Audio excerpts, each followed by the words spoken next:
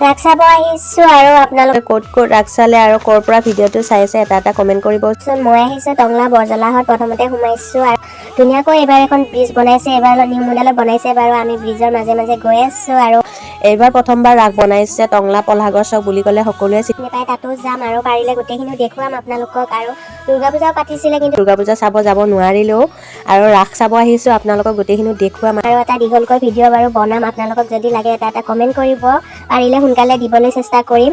আমাৰ বোলে মূৰ্তি চোৱা ওলোটা হ'ল, আমি গেটৰ মুখেদি আহিব লাগিছিল, কিন্তু ওলোটাকৈ আহিলোঁ। একো নাই বাৰু, যিখিনি পাৰোঁ আপোনালোকক দেখুৱাম। আৰু ইয়াতে এটা চক্ৰ বিহু বনাইছে, তাৰে মাজত সোমাই আমাৰ সেনেকুৱা অৱস্থা হ'ল। সকলোৰে হৈছে বাৰু, আমাৰ বুলি নহয়। ঘূৰি আছোঁ ওলাব পৰা নাছিল। লাষ্টত ওলাই এতিয়া আমি যাবলৈ ওলাইছোঁ পলাঘৰ স্কট, আৰু যিখিনি পাৰোঁ আপোনালোকক দেখুৱাম। আৰু ইয়াৰে মিনি ব্লগটো ইয়াতে সামৰিছোঁ আৰু দীঘলকৈ বাৰু ভিডিঅ'লৈ মই দিবলৈ চেষ্টা কৰিম। আজি বাই।